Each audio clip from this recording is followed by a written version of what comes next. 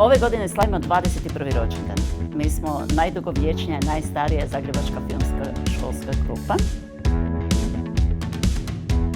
U početku je to bila sama teorija, jer ni ja sama nisam znala baš previše o tome.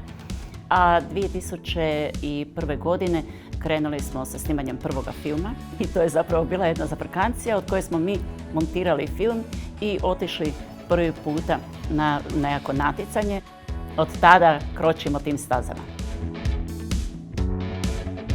Meni su uvijek izazovi ti novi kadrovi, način gledanja i mislim da je to za učenike, bez obzira radili filmsku grupu ili rade film kroz nastavu, mislim da je to veliki izazov jer nekako nauče drugačije gledati svijet oko sebe.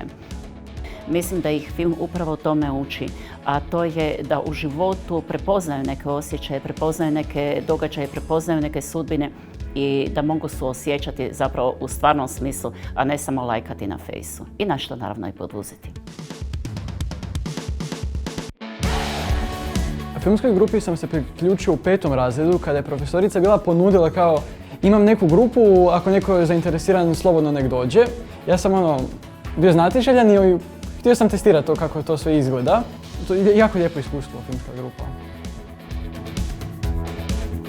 Imate osjećaj kao da ste u nekom pravom filmskom setu i da će to sad biti nešto veliko i na kraju kad se pokažu rezultati i bude. Jako je dobar osjećaj, znaš da si ti iza toga i koliko si se trudio. Kad vidim zapravo da nam je priča profunkcionirala i kad pokažem možda mami, tati, obitelji da kažu da je super i ne kažu i da je samo super zato što sam ja njihova, nego zato što se kuže priču, onda mi je to fakat super.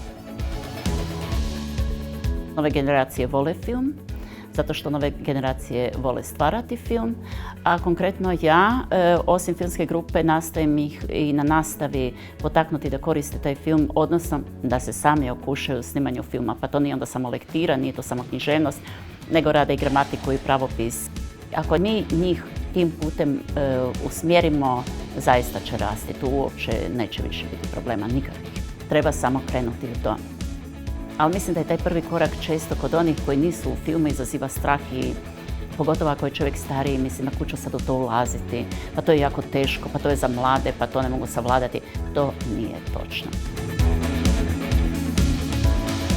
Što bi trebali proći?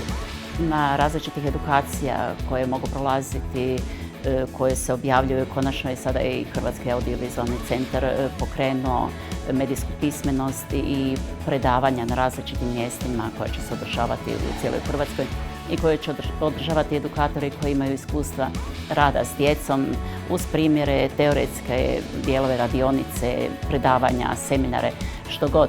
Dakle, ljudi imaju mogućnosti.